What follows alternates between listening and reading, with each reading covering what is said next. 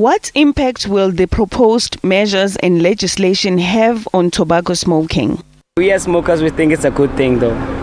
But even though some people think it's not a good thing, but as smokers, we think it's a good thing. Second-hand smoking for people who do not smoke, it is dangerous to their health because it can cause a lung problem.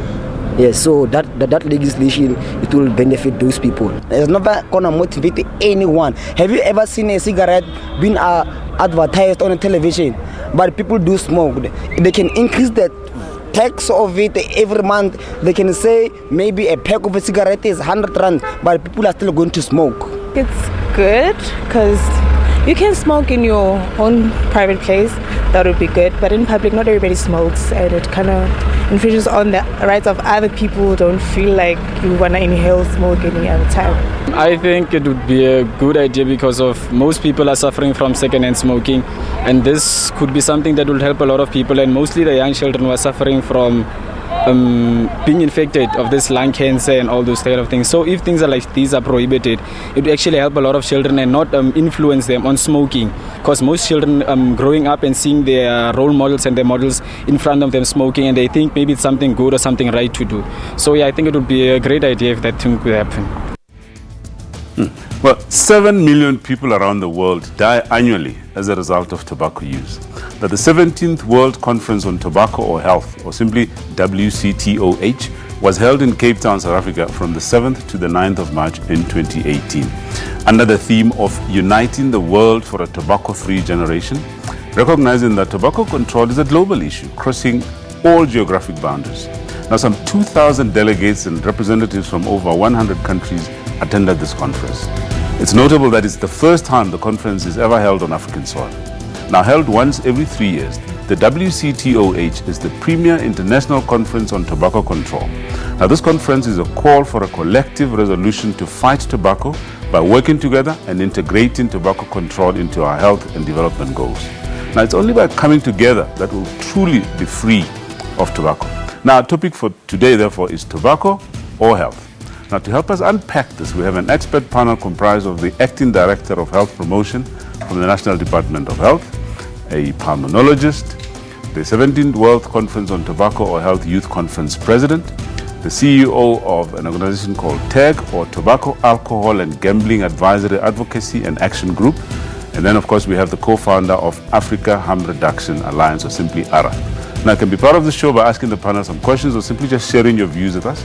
In that case, the number to call is 714-6918 or 6919, and the code is 011. You can tweet us at SABC Health Talk or simply just interact with us on our Facebook page, SABC Health Talk. So I invite you to sit back, relax, and learn from this bumper show ahead. Coming to you just after a short break. I'm Dr. Sello Mutaung, and this is Health Talk.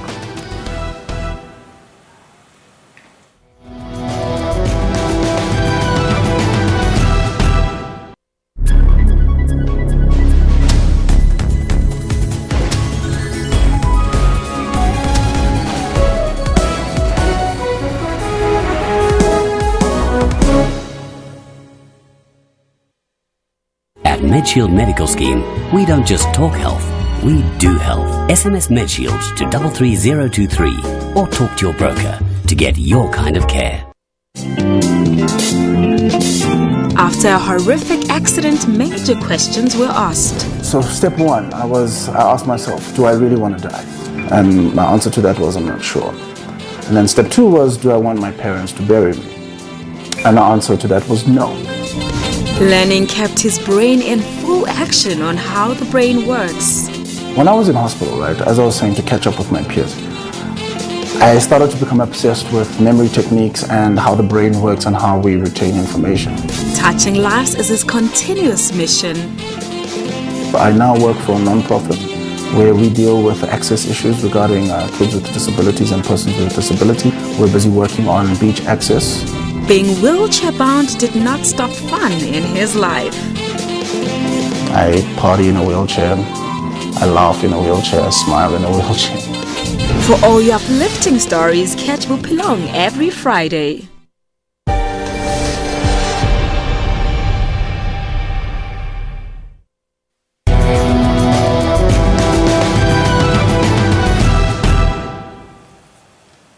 Organization estimates that in the 21st century, over 1 billion people will die because of smoking. We know that smoking kills. We know that if a smoker, or a non-smoker rather, picks up a cigarette and continues to smoke 2-3 years in to studying that smoker, we can tell in the lungs, in their heart, in their breathing patterns, that smoking is destroying their body. I think we should recognize TB, the linkage between TB and tobacco, because if you smoke, your chance of getting TB really increases, and I think by about threefold. So by doing tobacco control, we are really helping a lot in controlling TB. I remember a very prominent tobacco control advocate used to say, tobacco control is TB control. So I think there's every reason for countries like South Africa, India, and China to engage in tobacco control, because we all have a serious TB epidemic.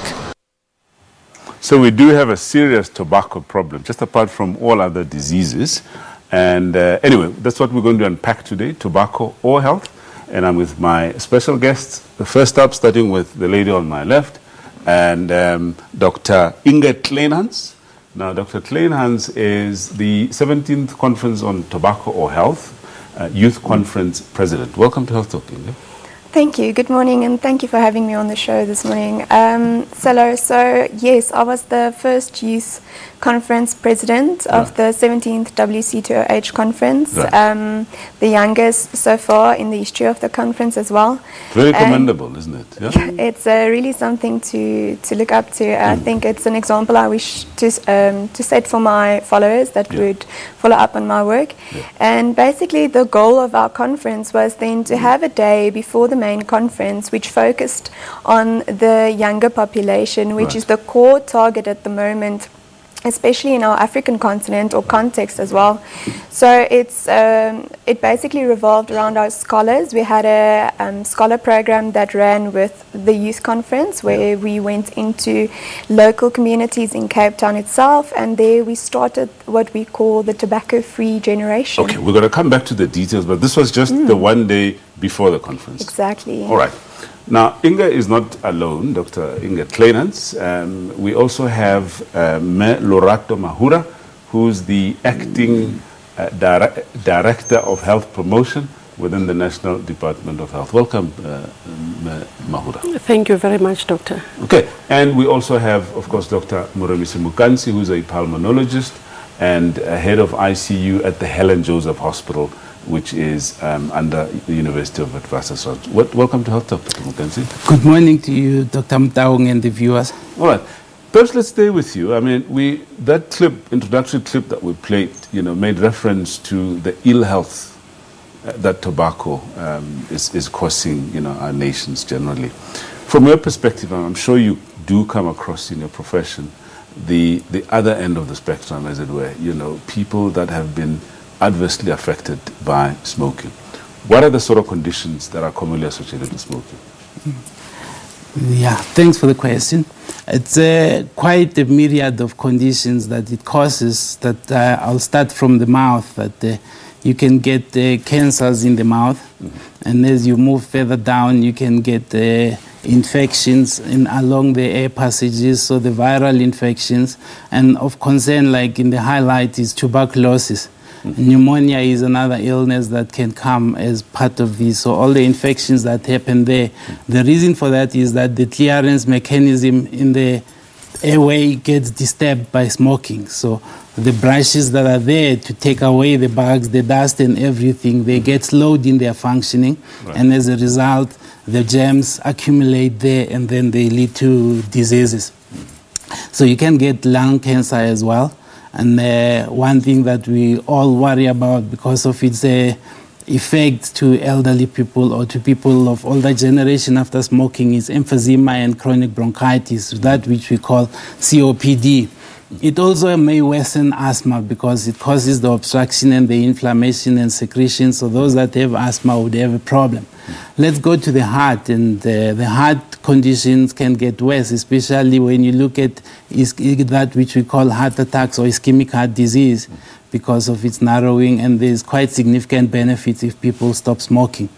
In the swallowing pipes in the gut, you can get cancer there from the swallowing esophagus. You can get ulcers at the bottom and make ulcer control difficult. So it can virtually affect any system. We're not even halfway with the conditions that you can get, basically. And tell us about stroke as well, the association between stroke and smoking. Yes, because of its effect on the vessels and also on blood pressure, that it can up your blood pressure by vasoconstriction. It makes strokes being more likely. Yeah. Okay. Loretta, let's just look at, to what extent is smoking a problem in our country? Who is smoking and why? All people... people of all ages are smoking, not necessarily a certain age group. Right. They are sort of even initiating young kids to do that. So we can't just say it's confined to youth and adults. Right. Because tobacco products, not necessarily having to confine ourselves to smoking alone, like you were asking the doctor, what kind of disease would one get from smoking? We need to sort of open it a little bit wider, broaden it a bit to other products as well. Okay. Like, for instance, he was talking about oral diseases. We also have what we call chewing tobacco that can also cause oral diseases and oral cancer, as well as up to your esophagus. Right. But then, if you're asking me who is smoking, it affects all age groups. It's not a matter of, because it's addictive, that's point number one. It's role played, that's another thing. If the father was smoking, the son is looking at the father smoking, he thinks it's the right thing to do. Okay. So we have a bit of history in South Africa in terms of smoking. We've come up with legislation that bans smoking in public places and so on. But generally, if you look back, how well have we done in trying to combat this problem of smoking? In South Africa, we have agreed, we are actually acknowledging that we used to do well and we are lagging behind. Currently, we are not happy with our efforts in terms of combating tobacco use. And one other thing that actually made South Africa to be sort of a front runner, it was because our legislation that we had then, that was in place then, actually deterred people from demanding a lot of tobacco products. But you should also remember that it's not only cigarettes, there's innovation. Focus was much more on cigarettes and cigars, but there's innovation to other things as well that we see currently that we'll later talk about. But then it's now 2018, we are reaching sort of a deadline whereby we as the South Africans, we have to reconsider our efforts. Right. Because we knew that legislation was working for us. Our legislative policies are sort of outdated. We need now to update. There's innovations in science. We are getting pressure as well from the tobacco industry in a sense that they are coming up with new products that sort of replaces what we already have. We're going to come back to the other Those are the things that products. we need to look at. Just in the last 30 seconds, maybe let me ask you, what is it that is killing with regards to smoking? Is it the action of smoking, banning the tobacco, or is it the nicotine that's the addictive part? It's both. I think the nicotine is addictive and it also has got effects that are detrimental. Right. So you can't do away with the addiction because then you suffer depression, anxiety and everything that follows. And the fact that you have to depend on it then predisposes you to the other things. But then it's also that it has its own effect, like we've mentioned, right from the lung to the heart to the stroke, to the gut, to the cancers that you get up to the bottom. So it's both of them. That's an important statement because we'll unpack that a little bit. But unfortunately, it's time now for a quick commercial break. When we come back, we continue our discussion on tobacco or your health. Stay with us.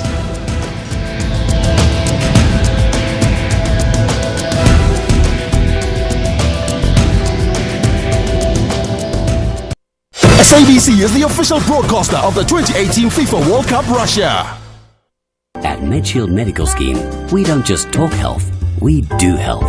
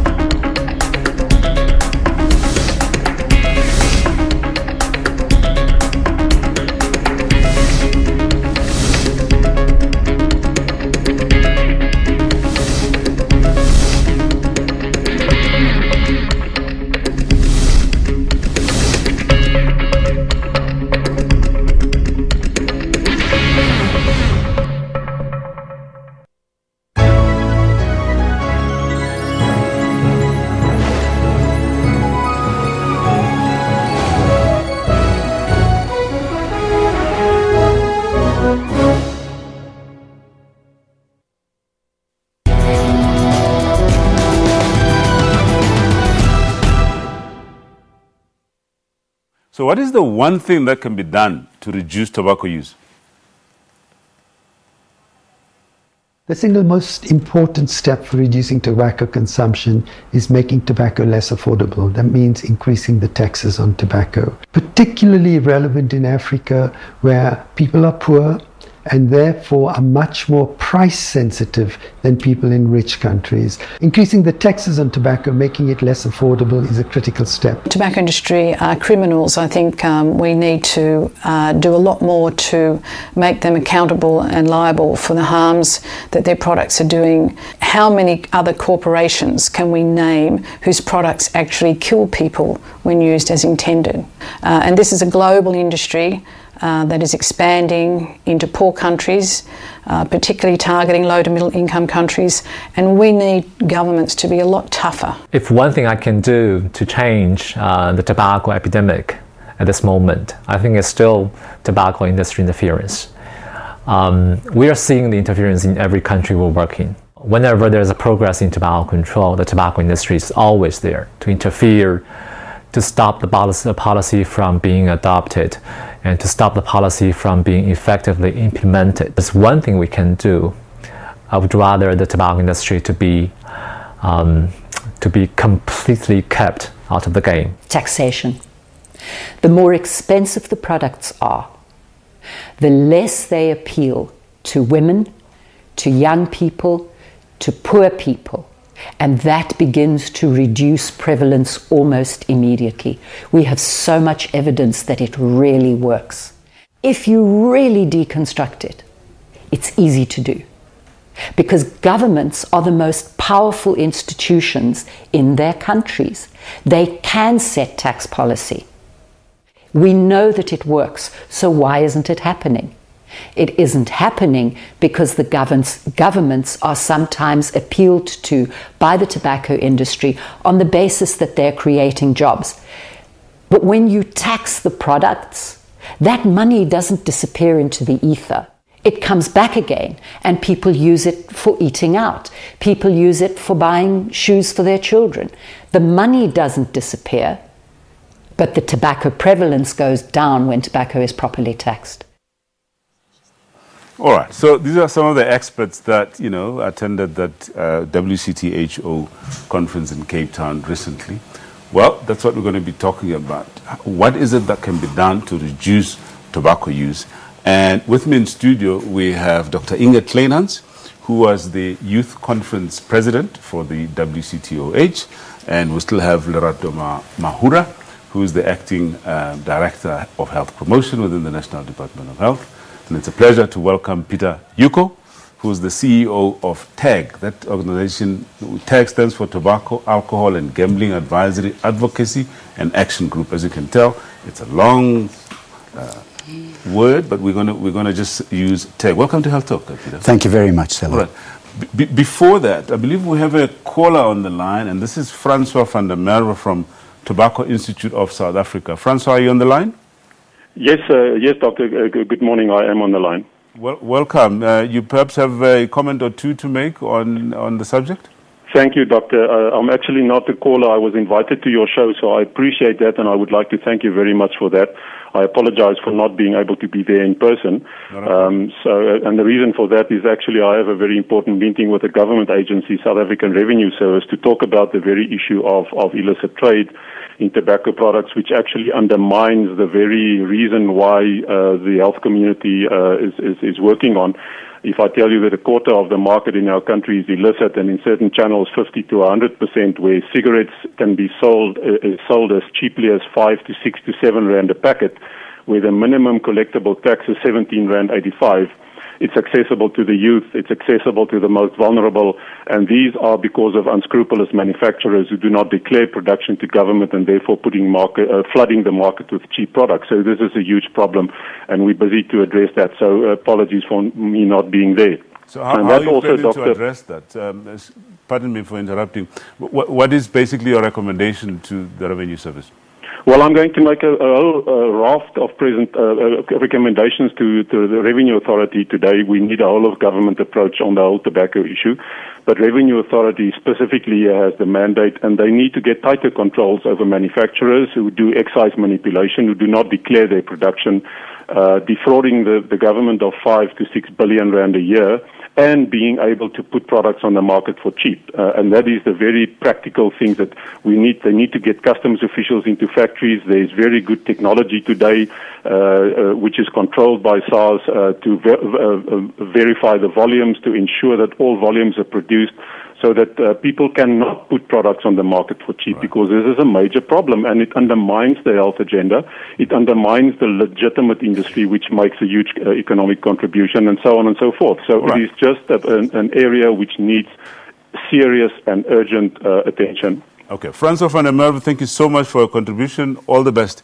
Perhaps let's come back to government and speak about, from the legislative point of view. I think, Francois spoke a little bit about, what could be done from a taxation point of view. Your view in terms of what should be done? You mentioned earlier that we've reached a crossroads.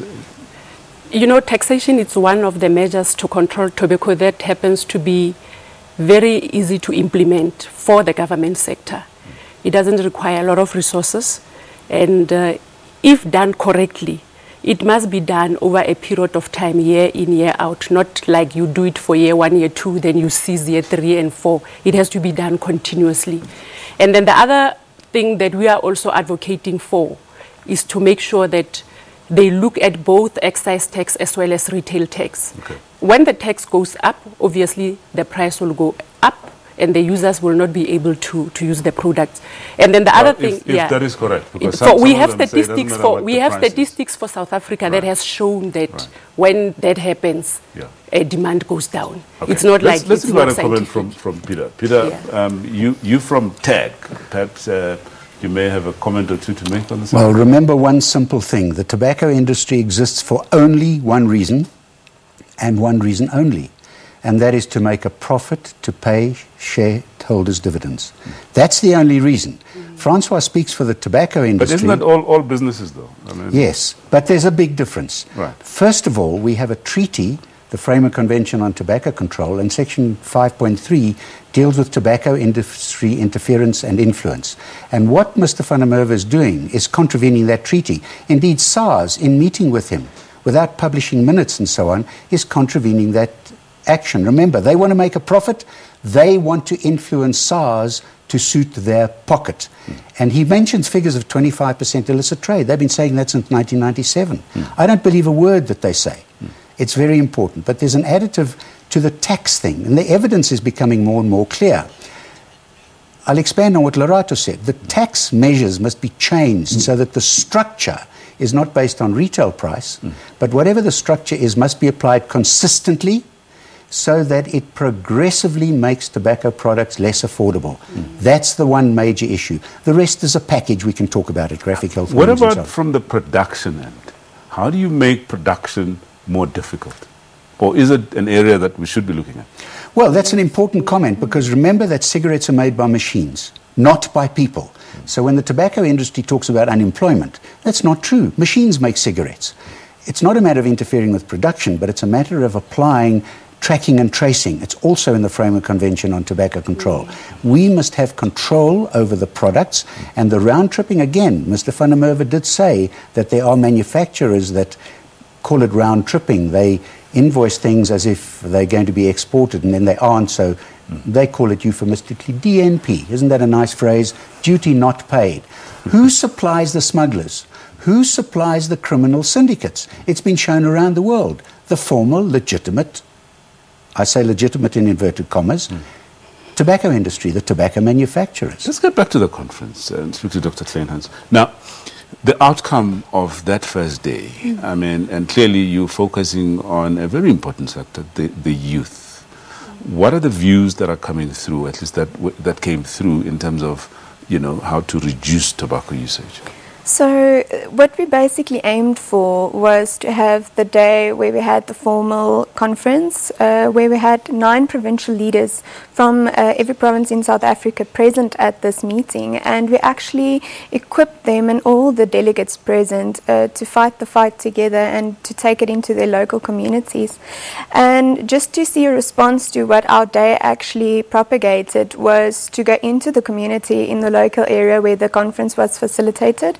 And we attended a few schools there, and not only reaching children by speaking to them, because sometimes we need to approach scholars at a scholar level, and you know, we need to adapt our method of doing things. We're not working with adults at the moment, so we use dialogues, role play, pictorials, small videos that our children actually created, and it's so easy to get them involved in it. It's not to tell them just the harms of smoking, but to actually advocate for a healthy lifestyle, and children were very receptive towards this. It was to help them to advocate amongst each other and to grow that healthy lifestyle from that age, to never take up smoking as a habit to start off with. Right. Maybe it ties into what you're talking about earlier, Lorato, that the issue of secondary smoking and the people that get exposed to this are the children. From a legislative point of view, what are the plans by government? In actual fact, one of the key focus areas in terms of legislation amendment, we are also looking at secondhand smoking, because what we're saying is that we need to have 100% smoke-free areas for all indoor public places, and then we also need to legislate certain outdoor areas. They should be smoke-free, like for instance your hospitals, your stadia, maybe your beach fronts, you know, and many others. But we're not looking at rehab centers, because that's where people are supposed to be rehabilitating.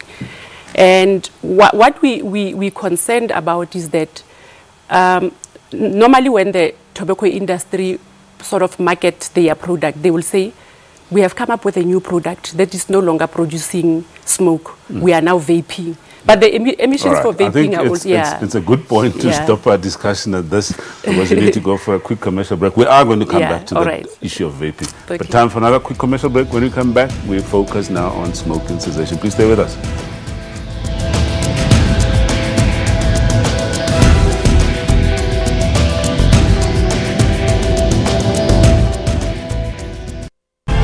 Our Bill of Rights is the cornerstone of democracy. It enshrines the rights of all people in our country and affirms the democratic values of human dignity.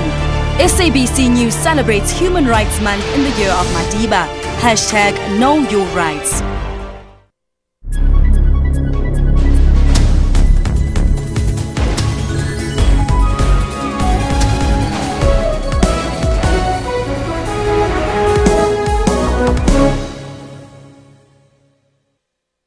It's so good, nothing else can replace just your slightest embrace.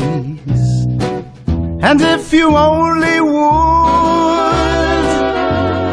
be my own for the rest of my days, I will whisper this phrase, my darling, cessation.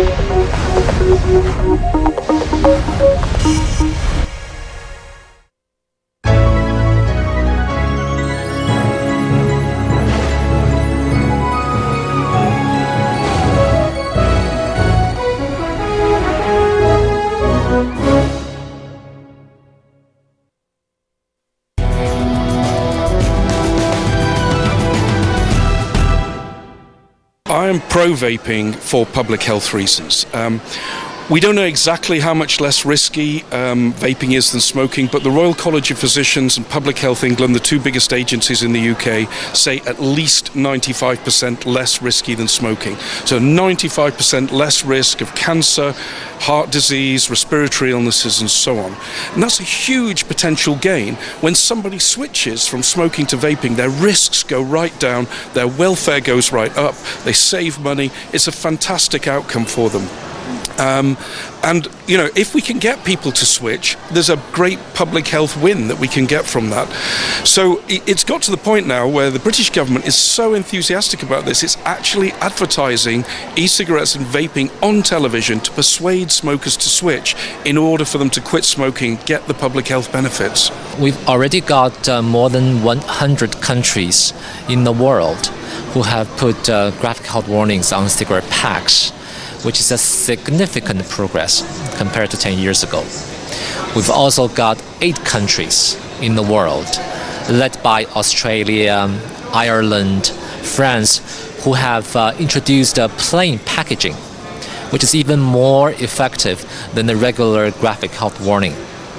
And we also have 16 countries waiting in line to adopt the same regulation. This is a super effective measure. And I think we would really encourage all the countries to follow suit. So I think the reality is that there's millions and millions of people out there who are addicted to smoking. And the question is, how can these be helped to quit the habit or do something else? Well, I'm with my guest, Dr. Inge Kleinhans, Youth President of the WCTOH. And we still have Dr. Muromisi Mukansi, pulmonologist at Helen Joseph Hospital and head of ICU there. And we're now joined by another special guest, Dr. Dylan Human, who's co-founder of Africa Harm Reduction Alliance, or just ARA. Welcome to Health Talk, Dr. Thank Human. you. All right. First, let's start with you, Dr. Mukansi. Okay. I'm sure you've come across in your practice of people coming to you to say, Doc, please help me, I want to stop smoking. How do you help them? I think the first thing you need to do is to encourage them and to set out a plan with them. So after they've offered that, and then you set out a plan with them of what needs to be done. So you set a 30-day plan, for instance, that we always talk about, so that in that 30 days someone can get their mind together, less cigarettes, and then they can plan it and we see where we're going. And obviously, depending on affordability, there is medications that we have that you can prescribe so that someone can use to assist them to do that. What is easily available and doesn't require prescription is the nicotine replacement. So the chewing gum, the patch that you can get, and then the doctor may need to prescribe you the tablets that either the names is Chantix or Zyben, the type of tablets that we have. There's others in development, but I think let's leave it to those two. And well, then, yeah, carry on. And then encouragement. So it doesn't stop there when you have set a 3-month this thing. Every time you're in contact with them, you must encourage them. And also make sure that they move away from things that usually go with it. You know, smoking goes with eating, goes with drinking, goes with that. So they must also stay away from that. And in our society, we have things that we call the 5 A's, which are really involving all the things that I've told you. Okay. Back to that question around, I mean, you mentioned nicotine patches and gums and so on. And the earlier question I posed to you is, what is harmful? Is it the action of smoking, combustible cigarettes, or is it the nicotine? And the response was, of course, both of them. Yeah. Now, does it work then, this concept of prescribing nicotine? Does it actually help people to stop smoking? It does if you really are keen on it, because why we're giving you the replacement is to prevent the withdrawal, the after effects of stopping. Right. So then it works in that way that while you're still struggling with your quitting, you don't have withdrawals of depression, anxiety, anger, irritation, and maybe the temptation to want to go and take another cigarette as you see other people that may be smoking. So it's really for that, for the craving. Okay. So that we don't get cold turkey, then we give you that. Yeah, I know that we've got a few tweets that have just come through, and we'll try and get them through on the screen. So we go through some of them. But in the meantime, perhaps let's talk to Dr. Kleinhans. In fact, we do have the tweets already. Chastity says, I'm having an exciting day with my 2 babies. Today, right now, I'm quitting smoking, so wish me luck and support while I start this journey.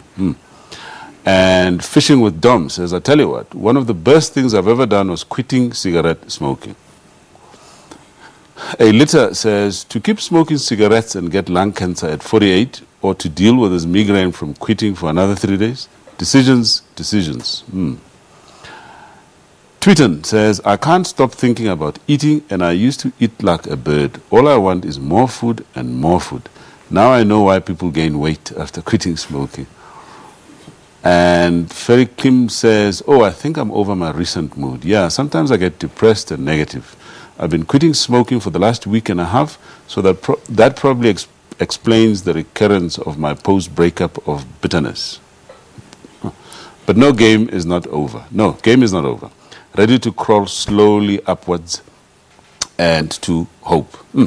So those are some of the tweets, and we're not going to get time to get, all right, the last one I'm told, to everybody actively trying to make themselves better without it, be in the gym, quitting smoking, whatever, you can do so. Just keep going. Let's go ask you, Muda.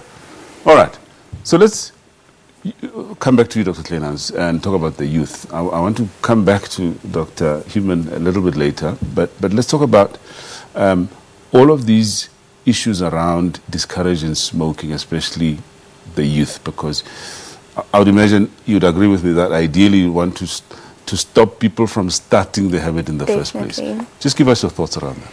So stopping people from smoking is a very difficult task, as we all know, and we've tried it for many years. And that's where a lot of my colleagues who were on the show with me today and who will go ahead of me, they will focus on that. But my focus mainly will be in educating the children and the adolescents that, you know, there are other ways of passing time and coping with stress. We found that a lot of our youth take up smoking as a stress reliever, and also because of a habit seen at home, seen on TV, seen on social media, and it's made the cool thing to do. But I want to quote our Minister of Health and Dr. Tedros from the WHO, who actually said something very wise. Be cool, not a fool. That's lovely. Eh? Be cool and not a fool. Exactly. Well, Dr. Human, perhaps let's get your views on smoking cessation programs in general. Fine. So I've been a family physician in South Africa and in the UK, and I fully support what my colleague Dr. Mukanzi has said, and all of us as health professionals should be engaging with our patients who choose to smoke to quit smoking. However, for me, the frustration of many years in the tobacco control movement and in my medical practice is that of the 8 million smokers in South Africa, we know that 70% of them want to quit, only 40% of them try to quit smoking, and less than 2% are successful. So, quite frankly, I don't think we're winning, and we need to do more than just tobacco control. And for us and for me in my practice and my patients who smoke, it's 8 million people who have a name, and they detest being sermonized by family members and health professionals. I think they need and they have the right to information of what are the alternative products that might be less harmful. We have good examples in countries like Sweden, where they use this little snus tobacco product. Where sorry to interrupt you. Before we talk, we start talking about alternative products, but let's stick to smoking cessation programs. I mean, if you look at this, the success rate, if we can even call it that, because I mean it's scary, less than 2% success. What is it that we're not doing right? Because clearly programs are there. So before we talk of alternatives, what is it that we're not doing right? It's an excellent question. In South Africa, I think firstly it's affordability. If you put a patient on a very expensive prescription medication over 3 weeks to 2 months, many patients just simply can't afford that. And it's easier to slip back into smoking. Secondly, it's access. So even with some of the new reduced risk products, it's not easy to get access to this, especially if you don't get proper, accurate information about its safety or not. So that's where all stakeholders, government, health professionals, manufacturers, all stakeholders, have a grave responsibility to make sure that smokers get accurate information about each of these products. Okay, all right. We're going to come back to those alternative products that you mentioned, but that after the break. Please stay with us.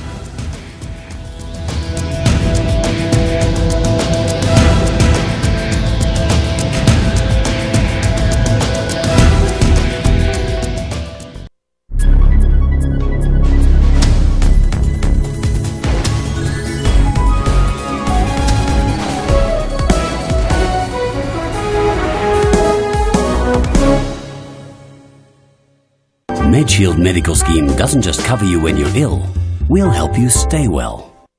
A warm welcome to one of your favorite weekly review analysis programs, Media Monitor. So let's look at the race itself. It's just becoming a personality contest where people just want somebody to guard their own vested interest. And I feel that the country is at a point now where we need some sort of change. It is ANC policy that they will have to implement. We fairly know the direction the ANC wants to take. As a leader, you have to implement. So what was it like on the ground in Kenya? Well, the country is divided. The country is very divided. I think within the country, for me, the one person that I criticize severely, and I'm not very happy with his approach, is Raila Odinga, with him pulling out. Stay tuned to Media Monitor and catch on analysts unpacking top stories every Sunday from 9 a.m. We cross live, give updates and cover sport. The observer missions, what are they saying? It will be a very difficult announcement to make to say whether these elections have been free and fair.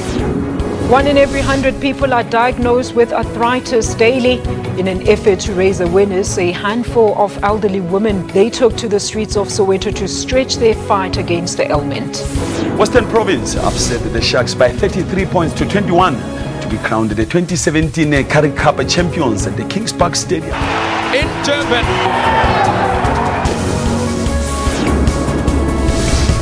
On time with weather every hour, all the time. For all news, stay tuned to AM News every Saturday and Sunday at 10:00 hours Central African Time.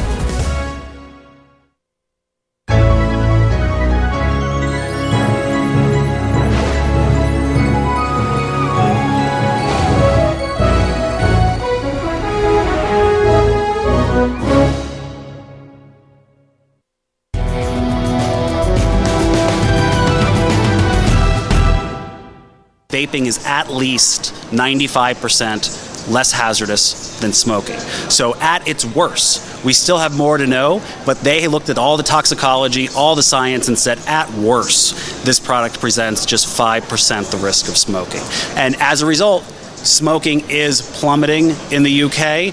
Great progress is being made, and the UK is an example to the rest of the world, and many tobacco control people here from the UK are trying to get that story out, but unfortunately they're being met with such great resistance. From the population perspective, there are two specific populations that we need to look at.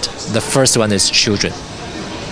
We certainly do not want children to get addicted to nicotine. I think that's our bottom line. And certainly there's potential for children to get addicted to nicotine through e-cigarettes.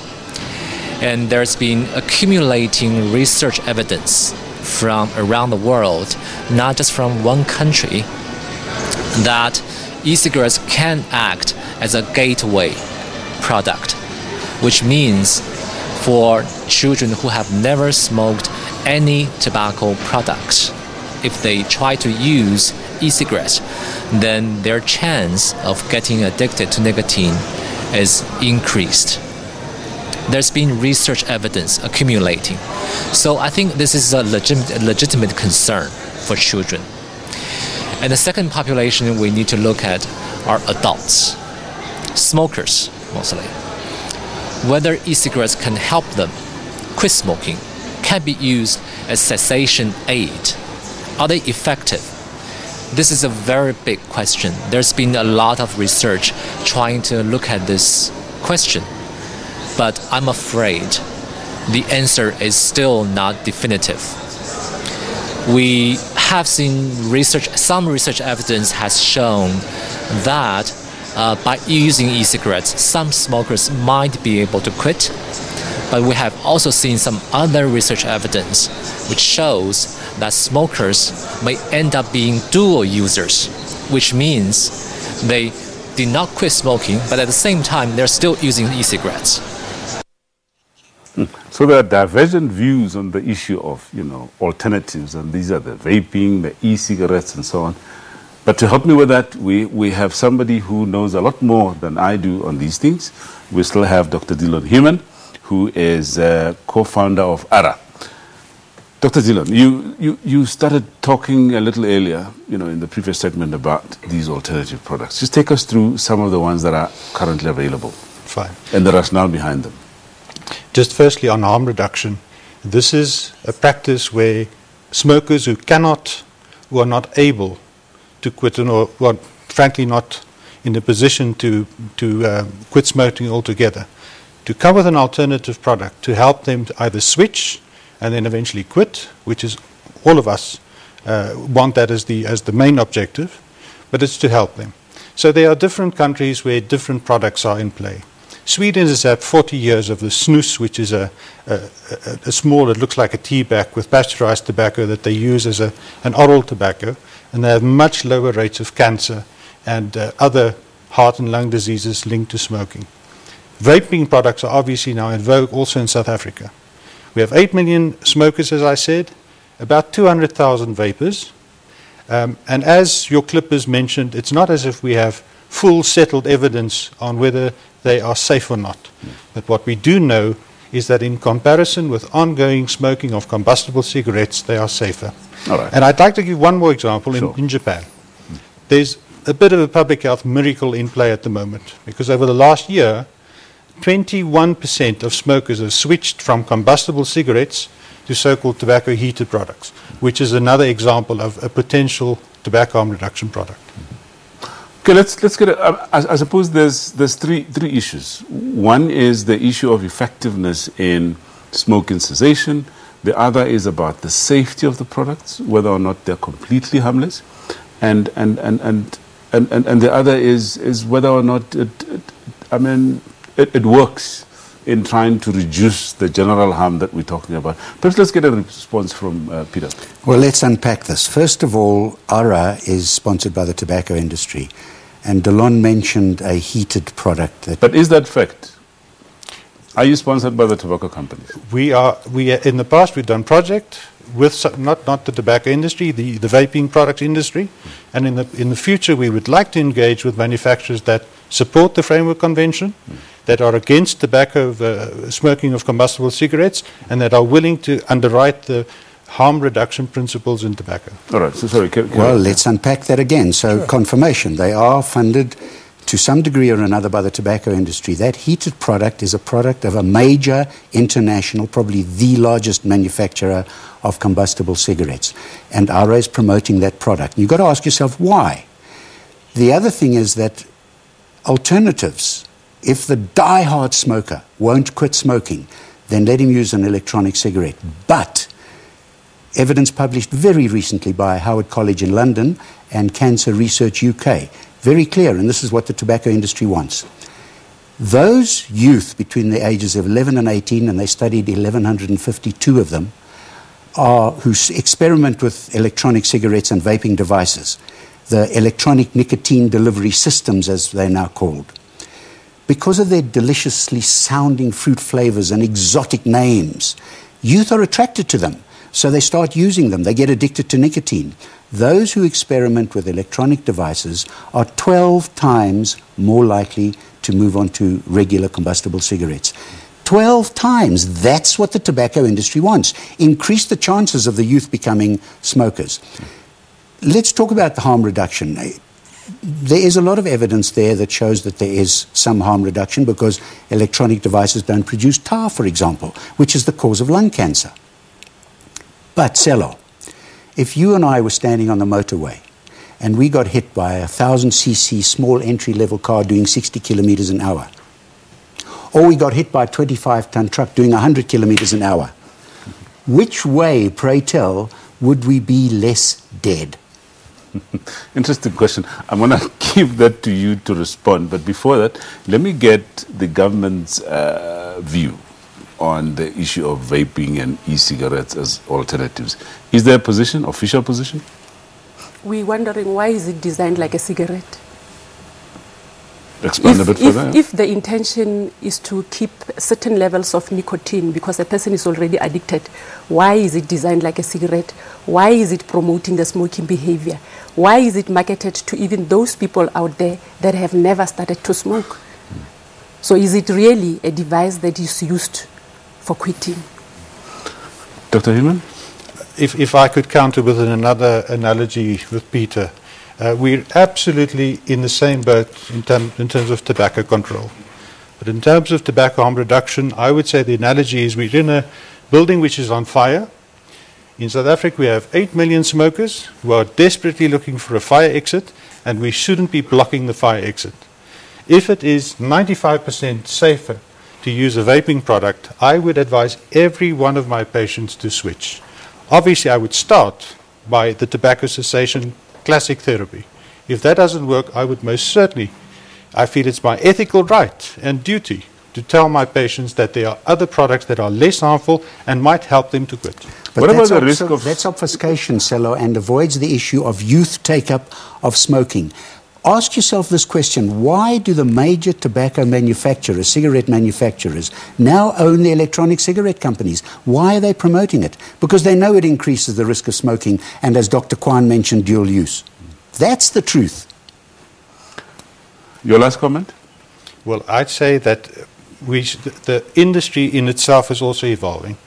We know that the biggest manufacturer of cigarettes on earth is the Chinese National Tobacco Company, which is 100% owned by the government. Correct. Okay. So I think in terms of industry, we must also be honest with one another. So if there are vaping products companies and companies that are not producing cigarettes, I think we should look at these products, we should do the research and make sure, and that's our bottom line, is that the individual user of cigarettes have the right to sound science and sound evidence to make informed choices about the products that they use. Okay. Last 30 seconds, your last comments. I'm calling out for the young people out there. Rather depend on your willpower if you want to quit.